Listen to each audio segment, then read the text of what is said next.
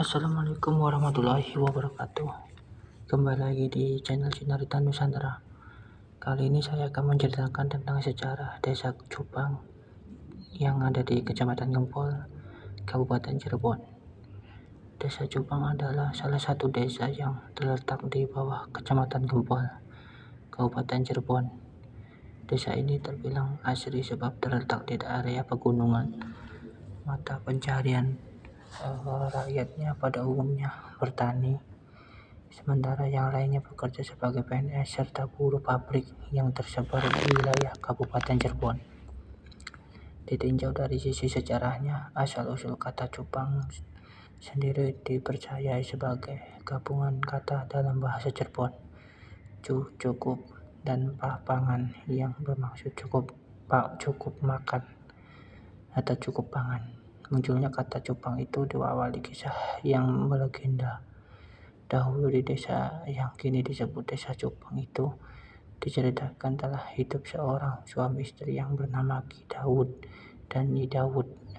Menurut legenda penduduk setempat, keduanya berasal dari Mesir. Ki Daud bersama istrinya hidup berkecukupan di tempat itu, sebab di daerah keduanya tinggal tidak susah bercocok tanam. Padi, singkong, pisang, dan tanaman lainnya yang dapat ditanam dengan mudah di tempat tersebut. Untuk memenuhi gizi, kadang juga Ki Daud memancing ikan hasil tangkapannya, biasa digunakan untuk lauk sehari-hari. Begitulah kegiatan Ki Daud dalam mencukupi hidupnya. Pada suatu ketika, seperti biasanya Ki Daud pergi memancing di sungai. Tapi entah kenapa kali ini Ki Daud tidak kunjung mendapatkan ikan. Padahal biasanya ia selalu mendapatkan ikan yang banyak.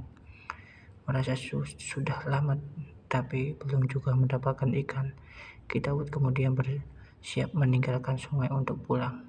Akan tetapi ketika mencabut kail pancingnya, rupanya dalam kail itu tersangkut ikan pelet berukuran kecil. Jenis ikan ini apabila memakan umpan di kail biasanya tarikannya tidak begitu besar, sehingga pemancing kadang tidak terasa jika umpannya telah dimakan. Pantas saja tidak kunjung mendapatkan ikan, lah wong umpannya sudah dimakan ikan. Begitu kira-kira pikir Ki Daud. Ikan cupang atau ikan pelet yang hidup di sungai Cirebon. Ki Daud kemudian pulang hanya dengan membawa ikan kecil.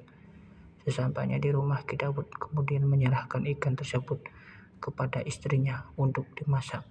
Ikan pun kemudian diolah dan diletakkan dalam kuali untuk dimasak.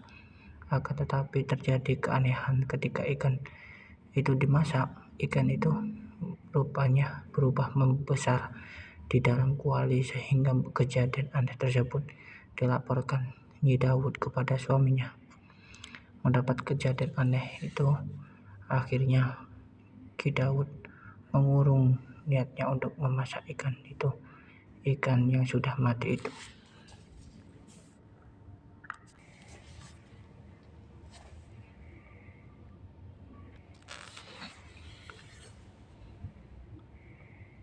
Kemudian dibungkus ikan yang sudah mati itu kemudian dibungkus oleh Ki Daud dengan kain kafan dan kemudian dikuburkannya di suatu tempat.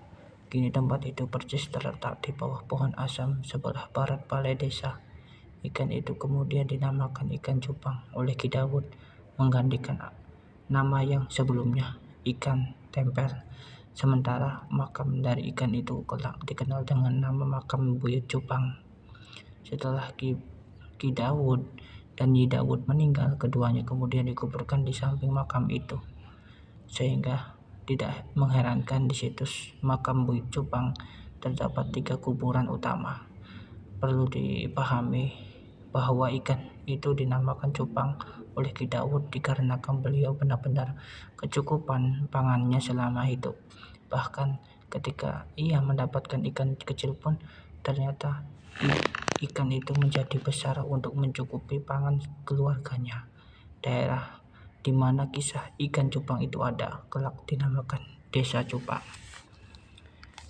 Sekian cerita saya, kurang lebihnya mohon maaf. Semoga kisah ini menambah wawasan sedulur semua. Sekian, terima kasih. Wassalamualaikum warahmatullahi wabarakatuh. Salam Rahayu.